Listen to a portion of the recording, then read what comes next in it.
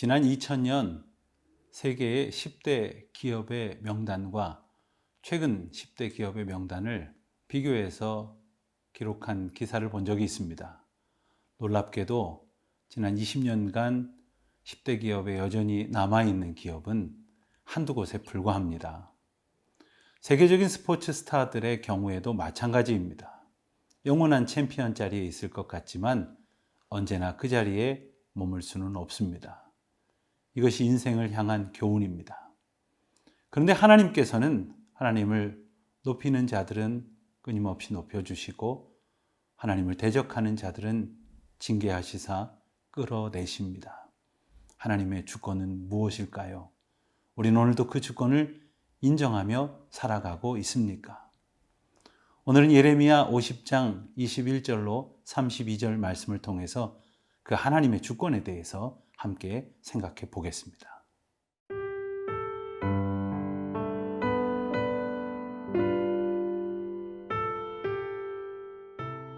예레미야 50장 21절에서 32절 말씀입니다. 이는 여호와의 말씀이니라. 너희는 올라가서 무라다임의 땅을 치며 북곳의 주민을 쳐서 진멸하되 내가 너희에게 명령한 대로 다하라. 그 땅에 싸움의 소리와 큰 파멸이 있으리라. 온 세계의 망치가 어찌 그리 꺾여 부서졌는고, 바벨론이 어찌 그리 나라들 가운데의 황무지가 되었는고.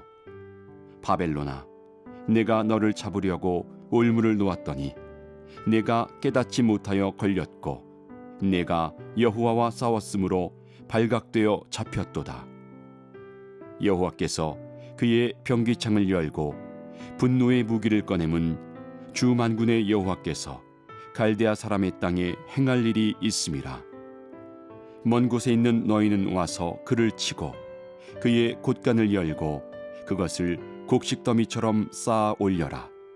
그를 진멸하고 남기지 말라. 그의 황소를 다 죽이라. 그를 도살하려 내려보내라. 그들에게 화 있도다.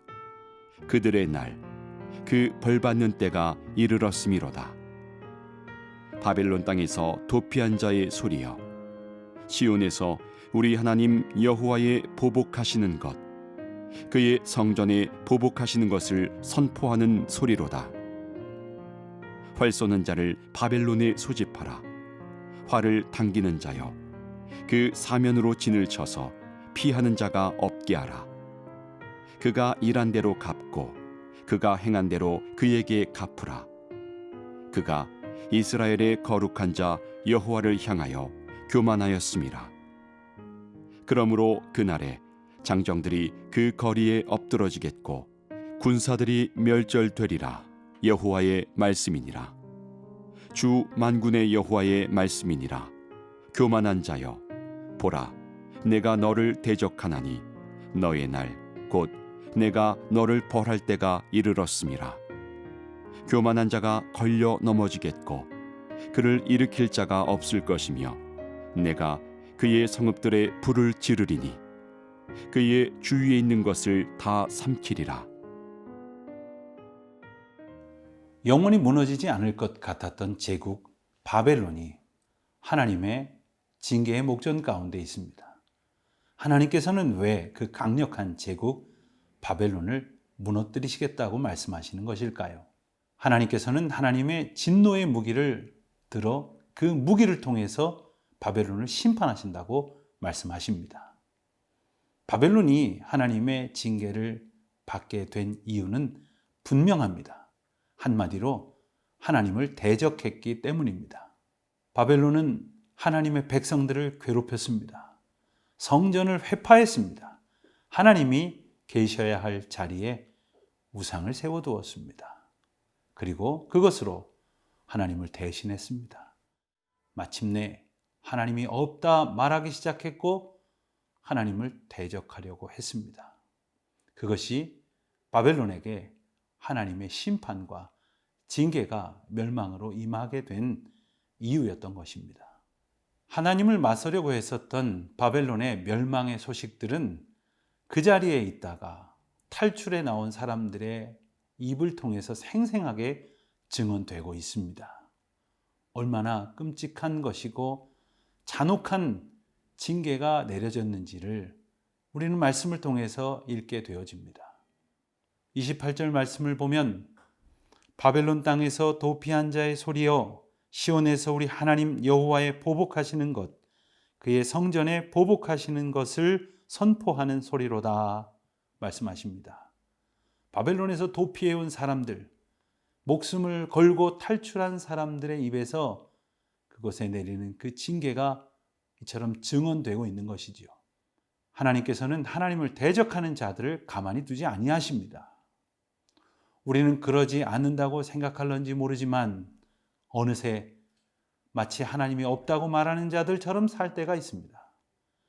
그러지 않는다고 생각할런지 모르지만 어느새 역사의 주권자이신 하나님의 뜻 앞에 겸손히 인정하지 않은 채 나의 생각이 옳은 것처럼 나의 판단이 유일한 대안인 것처럼 여기며 살아갈 때가 있습니다.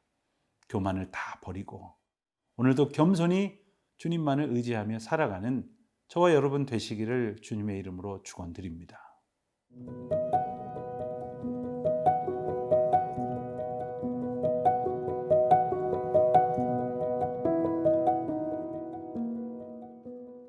우리가 함께 읽은 29절부터 32절까지에서 이 짧은 구절 속에 교만이라고 하는 표현이 3번이나 반복이 됩니다.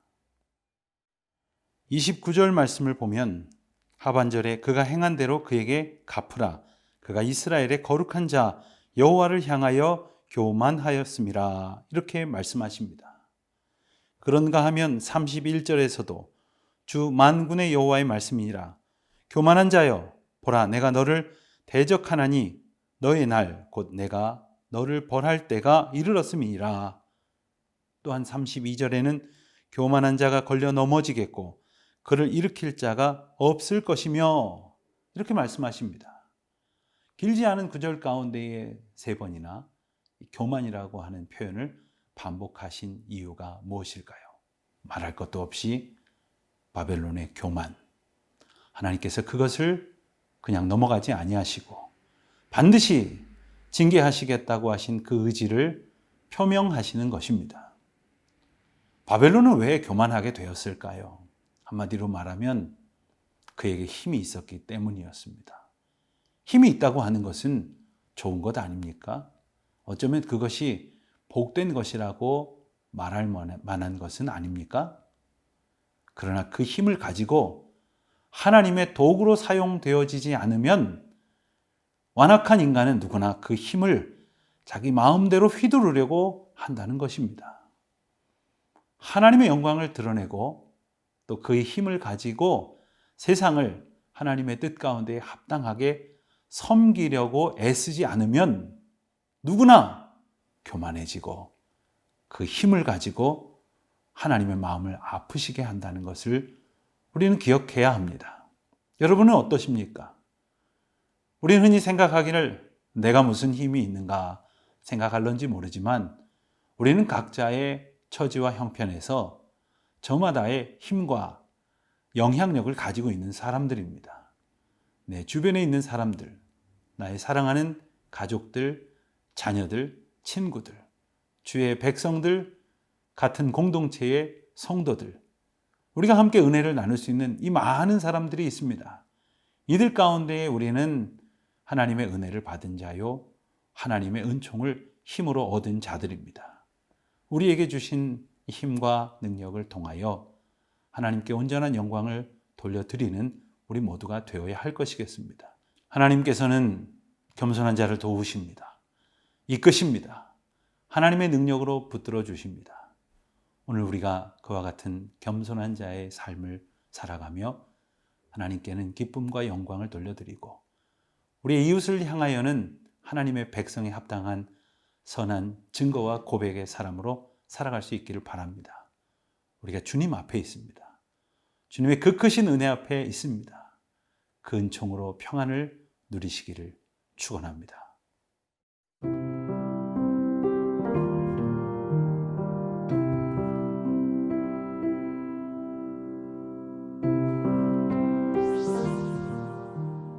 하나님 아버지, 하나님의 보호하심을 기뻐하며 날마다 깊이 신뢰하며 오직 주님의 도우심만을 바라보며 살아가는 저희들이 되게 하여 주시옵소서.